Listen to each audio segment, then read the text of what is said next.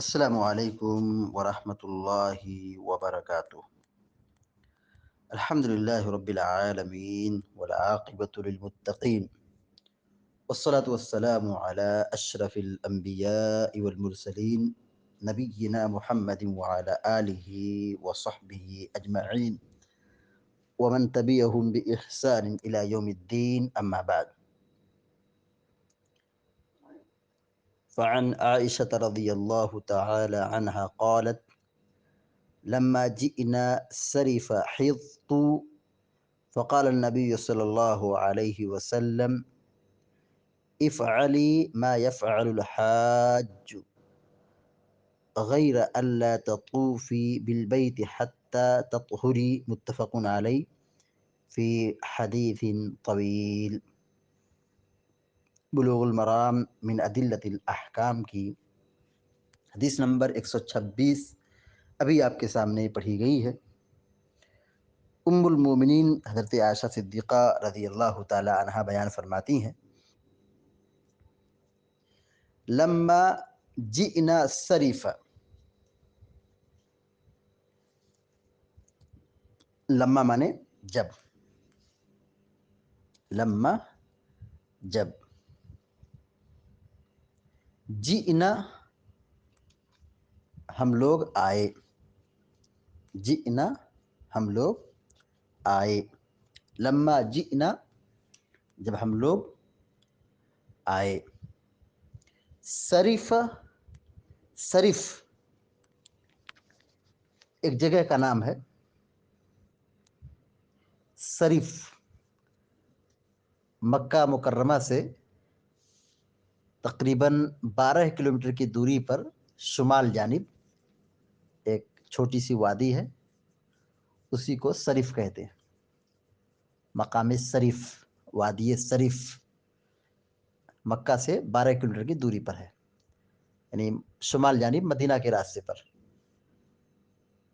تو مدینہ سے صحابہ کرام آ رہے تھے، عائشہ رضی اللہ تعالیٰ عنہا بھی تھیں، تو مقام سریف کا ان کا واقعہ ہے۔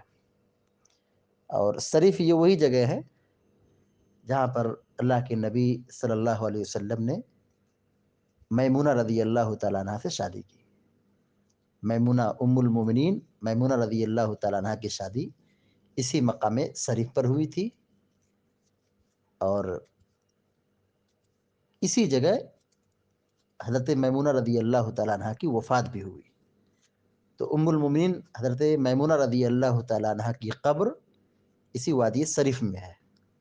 تو وادی سریف یا مقام سریف یہ مکہ مکرمہ سے شمال جانب مدینہ کے راستے پہ تقریباً 12 کلومیٹر کی دوری پر واقع ہے۔ حضرت عائشہ صدیقہ رضی اللہ تعالیٰ عنہ کہتی ہیں کہ لما جئنا سریف، جب ہم لوگ مقام سریف آئے یعنی پہنچے،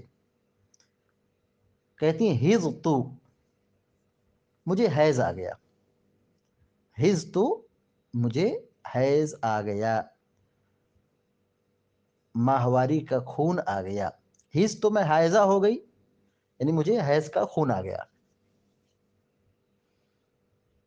فقال النبی صلی اللہ علیہ وسلم، تو اللہ کے نبی صلی اللہ علیہ وسلم نے کہا، چونکہ حج کی نیت سے مکہ جا رہی تھی اور صحابہ کرام کی جماعت تھی، اللہ کے نبی صلی اللہ علیہ وسلم تھے، تو احرام میں تھے۔ حضرت عائشہ صدیقہ رضی اللہ تعالیٰ عنہ کس میں تھی؟ حالت احرام میں تھیں، یعنی حج کی نیت سے مکہ جا رہے تھے، اور مکہ سے قریب ان کو کیا آ گیا؟ حیض آ گیا۔ حیض تو وہ کہتی مجھے حیض آ گیا، میں حائضہ ہو گئی۔ فقال النبی صلی اللہ علیہ وسلم، تو اللہ کے نبی صلی اللہ علیہ وسلم نے اسی لیے کہا، افعلی ما یفعل الحاج غیر الا تطوفی بالبیت حتی تطہری، افعلی تم کرو، افعلی کا معنی ہوگا تم کرو، ما جو، ما مانے جو، یفعلو کرتا ہے، یفعلو کا معنی ہوگا کرتا ہے، ما یفعلو جو کرتا ہے، الحاج حج کرنے والا، الحاج مطلب حج کرنے والا، افعلی تم کرو، ما جو، یفعل الحاج حاجی کرتا ہے، حج کرنے والا جو کام کرتا ہے تم بھی وہ سب کام کرو۔ اصل میں ہوا کیا تھا، یہاں تو روایت بہت شارٹ ہے، مختصر ہے، بلکہ حدیث کا بالکل آخری ٹکڑا یہاں پر حافظ ابن حجر الاسقلانی رحمہ اللہ نے ذکر کیا ہے۔ پوری جو تفصیلی روایت ہے اس میں یہ ہے کہ حضرت عائشہ رضی اللہ تعالیٰ عنہا کو جب مقام شریف میں حیض آ گیا تو وہ بیٹھ کے رونے لگی، حضرت عائشہ صدیقہ رضی اللہ تعالیٰ عنہا رونے لگی۔ کیوں رو رہی تھی، وجہ کیا تھی؟ رو اس لیے رہی تھی کہ مقصد تھا کہ ہم مکہ جا رہے ہیں، خانہ کعبہ کا طواف کریں گے، حج عمرہ کریں گے، تو اب ان کو حیض کا خون آ گیا، تو اس صورت میں اب یہ مکہ میں جانے کو داخل ہو جائیں گی لیکن مسجد حرام میں داخل نہیں ہو سکتی، چونکہ حیض کی حالت میں مسجد جانا، نماز پڑھنا منع ہے۔ تو جب عام مسجد میں جانا منع ہے تو مسجد حرام بیت اللہ شریف، مسجد حرام میں کیسے داخل ہوں گی؟ تو ان کا یہ حج متاثر ہوگا، عمرہ متاثر ہوگا، اس لیے بیٹھ کے رونے لگی کہ حج کرنے جا رہے ہیں اور یہ مسئلہ آ گیا، اب ہمارے حج میں یہ رکاوٹ بن جائے گا، خانہ کعبہ کا طواف کرنے میں یہ حیض کیا ہو گیا، رکاوٹ پیدا کر دے گا، اس لیے وہ رو رہے تھے۔ اللہ کے نبی صلی اللہ علیہ وسلم آئے، ان کو سمجھایا، کہا کہ اس میں رونے کی کوئی ضرورت نہیں ہے، یہ تو فطری چیز ہے، اللہ تعالیٰ نے آدم کی بیٹیوں پر اس کو مقرر کر دیا ہے اور یہ خون آتا ہے،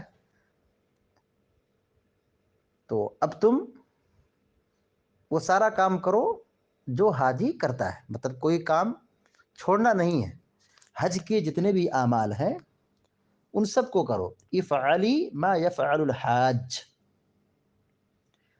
تم کرو وہی جو حاجی کرتا ہے، یعنی حاجی جو عمل کرتا ہے وہی تم بھی کرو، یعنی تمہارے لیے کوئی رکاوٹ نہیں، حج کے اعمال میں یہ حیض رکاوٹ نہیں ہے، حاجی جو کام کرتا ہے کرو، عرفہ کا قیام ہو، مزدلفہ کا قیام ہو، منی کا قیام ہو، کنکری مارنا ہو، قربانی کرنا ہو، بال کاٹنا ہو، حج کے جتنے بھی اعمال ہیں سب کرو، افعلی ما یفعل الحاج، تم کرو جو حاجی کرتا ہے، یعنی کوئی رکاوٹ نہیں ہے، غیر اللہ تطوفی بالبیت، سوائے اس کے کہ تم بیت اللہ کا طواف نہ کرو، غیر اللہ تطوفی بالبیت، سوائے اس کے کہ تم بیت اللہ کا طواف نہ کرو، خانہ کعبہ کا طواف مت کرو۔ کیوں طواف مت کرو؟ کیونکہ یہ طواف کہاں ہوگا؟ مسجد میں ہوگا، یہ مسجد حرام میں ہوگا، حائضہ عورت کے لیے مسجد جانا منع ہے، تو اب مسجد حرام میں بھی جانا منع ہے، عام مسجد میں منع ہے تو مسجد حرام میں بدرجہ اولا جانا منع ہے، تو طواف مت کرو، کیونکہ طواف کے لیے طہارت شرط ہے، خانہ کعبہ کا طواف کرنے کے لیے پاک ہونا، باوضو ہونا، یہ کیا ہے؟ ضروری ہے، اس لیے پیارے نبی صلی اللہ علیہ وسلم نے کہا کہ غیر اللہ تطوفی بالبیت، البتہ خانہ کعبہ کا طواف مت کرو، سوائے اس کے کہ تم بیت اللہ کا طواف مت کرو،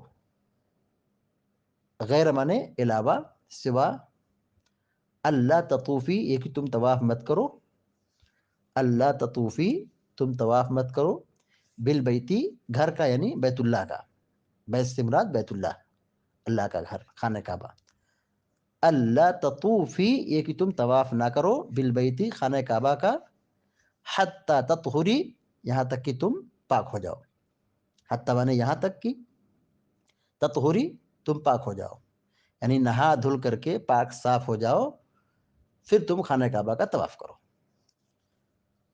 متفقن علیہ، بخاری و مسلم کی یہ صحیح روایت ہے، فی حدیث طویل، حافظ ابن حجر اسقلانی رحمہ اللہ کہتے ہیں کہ یہ لمبی روایت ہے، فی حدیث طویل، لمبی حدیث میں، لمبی روایت میں، یعنی یہاں ایک لمبی روایت ہے لیکن یہاں پر مختصر ذکر کیا گیا ہے، حافظ ابن حجر رحمہ اللہ کا یہ اسلوب ہے کہ وہ باب سے متعلق روایت کو ذکر کرتے ہیں اور لمبی روایت کو حذف کر دیتے ہیں، لمبی روایت کو ذکر نہیں کرتے ہیں، باب سے متعلق، موضوع سے متعلق جو حدیث ہوتی ہے وہی ٹکڑا ذکر کر دیتے ہیں، اور پھر وہاں اشارہ کرتے ہیں فی حدیث طویل، جیسا کہ اس سے پہلے بھی کئی مرتبہ ایسی روایت گزر چکی ہے۔ تو اس روایت کا مفہوم یہی ہوا کہ خانہ کعبہ کا طواف حائضہ عورت نہیں کرے گی، بقیہ حائضہ عورت حج کے اپنے سارے ارکان ادا کرے گی، صرف خانہ کعبہ کا طواف نہیں کرے گی۔ حدیث کا ترجمہ پھر دیکھیے، حضرت عائشہ صدیقہ رضی اللہ تعالیٰ عنہ بیان کرتی ہیں کہ لما جئنا صریفہ، جب ہم لوگ مقام صریف پہنچے، حیض تو مجھے حیض آ گیا، میں حائضہ ہو گئی۔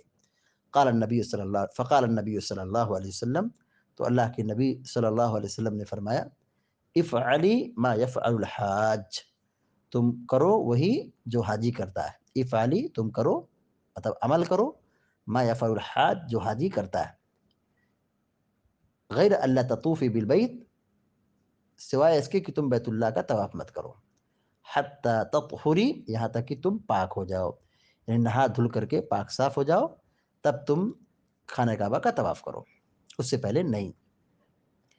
یہاں پر اللہ کے نبی صلی اللہ علیہ وسلم نے خانہ کعبہ کا طواف کرنے سے منع کیا ہے، حائضہ عورت کو منع کیا ہے کہ خانہ کعبہ کا طواف نہیں کرے گی۔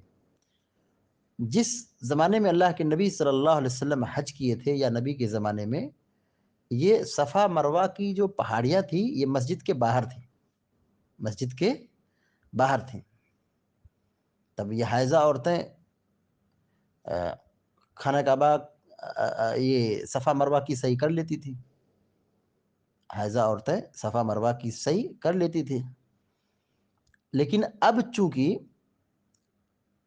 مسجد حرام کی توسیع ہو گئی اور یہ صفا مروہ مسجد کے اندر داخل ہو گئی، جو لوگ وہاں گئے ہوں گے حج عمرہ کرنے کے لیے وہ جانتے ہیں اچھی طریقے سے کہ صفا مروہ جو دونوں پہاڑیاں ہیں یہ بلڈنگ کے اندر ہے، پہلے کہاں پہ تھی؟ مسجد کے بالکل باہر تھی، یعنی میدان تھا، میدان میں یہ صفا مروہ پہاڑی تھی، لیکن اب یہ کیا ہے؟ صفا مروہ کی پہاڑی کس میں ہے؟ یہ پہاڑی مسجد حرام کی بلڈنگ میں ہے، صفا مروہ بالکل اندر ہو چکا ہے۔ تو اب جیسے خانہ کعبہ کا طواف کرنا منع ہے، آج عورت پر، حائضہ عورت پر صفا مروہ کی صحیح کرنا بھی کیا ہے؟ منع ہے، حرام ہے۔ یعنی جن کو ناپاکی کا خون آ گیا ہے، ماہواری کا خون آ گیا ہے، حائضہ ہو گئی ہے، تو وہ جیسے خانہ کعبہ کا طواف نہیں کرتی تھی، اسی طرح سے اب وہ خانہ کعبہ کا طواف کرنے کے ساتھ ساتھ صفا مروہ کی صحیح بھی نہیں کرے گی۔ کیوں نہیں کریں گی؟ اس لیے کہ صفا مروہ کی جو صحیح ہے، اس کا جو سرکل ہے، انڈر گراؤنڈ جو ہے جگہ ہے، یہ سب عمارت کے اندر ہے، مسجد کے اندر ہے، مسجد حرام کے اندر ہے۔ تو اب مسجد میں عورت کا ناپاکی کی حالت میں جانا منع ہے، تو خانہ کعبہ کا جیسے طواف کرنا منع ہے، ایسے ہی صفا مروہ کی صحیح کرنا بھی آج کیا ہے؟ منع ہے۔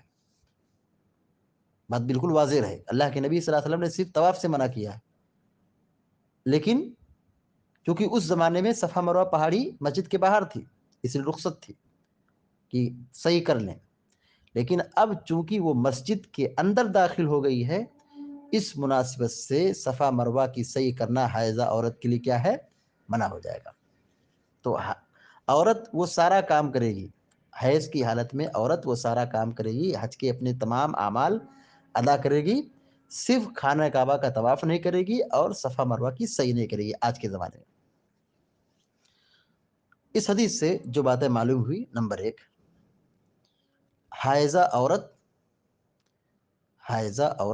خانہ کعبہ کا طواف نہیں کرے گی، حائضہ عورت خانہ کعبہ کا طواف نہیں کرے گی۔ باب چل رہا ہے حیض کا، باب چل رہا ہے حیض کا، اور یہاں پر روایت ذکر کی جا رہی، مقصد کیا ہے کہ حیض کی حالت میں کیا چیز کر سکتے ہیں، کیا نہیں کر سکتے ہیں، یہ وضاحت کی گئی کہ حائضہ عورت خانہ کعبہ کا طواف نہیں کرے گی۔ جیسے مسجد میں جانا منع ہے، ایسے مسجد حرام کے اندر بھی جانا منع ہے، اور خانہ کعبہ کا طواف کرنا بھی منع ہے۔ دوسری بات یہ معلوم ہوئی کہ حج کے اعمال کے لیے طہارت شرط نہیں. حج کے اعمال کے لیے طہارت یہ کیا ہے؟ شرط نہیں.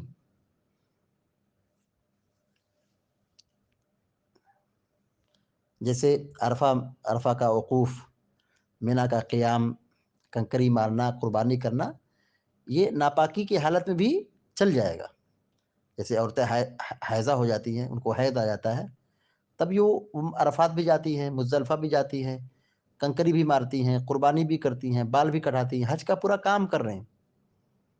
تو اس میں طہارت شرط نہیں ہے کہ عرفہ میں وہی قیام کرے گا جو پاک ہو، ایسا نہیں ہے. مزدلفہ میں وہی رات گزارے گا جو پاک ہو، ایسا نہیں ہے. قربانی وہی کرے گا جو پاک ہو، ایسا نہیں ہے. حج کے اعمال کے لیے طہارت کا شرط ہونا ایسا نہیں ہے. جیسے عرفہ کا قیام، مینا کا قیام، مزدلفہ کا قیام، کنکری مارنا، قربانی کرنا، بال بنانا، ان سب چیزوں کے لیے طہارت کا ہونا ضروری نہیں ہے. البتہ طواف کے لیے طہارت کا ہونا شرط ہے.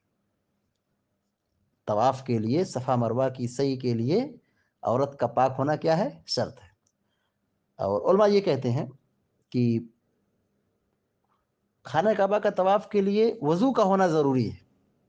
وضو کا ہونا ضروری ہے، لیکن صفا مروہ کی سعی کے لیے وضو کا ہونا ضروری نہیں ہے. با وضو ہونا ضروری، اگر وضو ہے تو اچھی بات ہے، لیکن با وضو ہونا یہ ضروری نہیں ہے. تیسری بات یہ معلوم ہوئی کہ نبی کریم صلی اللہ علیہ وسلم بشر تھے. نبی کریم صلی اللہ علیہ وسلم کیا تھے؟ انسان تھے. حضرت عائشہ صدیقہ رضی اللہ تعالیٰ عنہ کون ہے؟ اللہ کے نبی صلی اللہ علیہ وسلم کی چہیتی بیوی ہے. نبی کریم صلی اللہ علیہ وسلم کا شادی کرنا، بیوی رکھنا، بال بچے کا ہونا، یہ سب بشر ہونے، انسان ہونے کی دلیلوں میں سے ہے. اس روایت سے ایک بات یہ بھی معلوم ہوتی ہے کہ خانہ کعبہ کا طواف کرنا جیسے منع ہے حائضہ عورت کے لیے، آج کے زمانے میں حائضہ عورت کے لیے بھی منع ہے کہ وہ صفا مروہ کی سعی کرے، کیونکہ یہ دونوں اب مسجد کے اندر شامل ہو گئے. پہلے مسجد کے باہر تھے، اب مسجد کے اندر ہو گئے. روایت کا ما حاصل اور خلاصہ اور نچوڑ یہی نکلا کہ حیض کی حالت میں خانہ کعبہ کا طواف کرنا عورت کے لیے منع ہے. اب جب اس کا حیض بند ہو جائے گا، عورت پاک صاف ہو جائے گی، تب وہ کیا کرے گی؟ خانہ کعبہ کا طواف کرے گی. اللہ تعالیٰ سے دعا کہ اللہ تعالیٰ ہم سب کو، آپ سب کو نیک عمل کی توفیق عطا فرمائے. آمین یا رب العالمین. اقول قولی هذا واستغفر الله لي ولكم ولسائر المسلمين فاستغفروه انه الغفور الرحیم. وصلی اللہ علی نبینا محمد وسلم تسلیما کثیرا. والسلام علیکم ورحمۃ اللہ وبرکاتہ.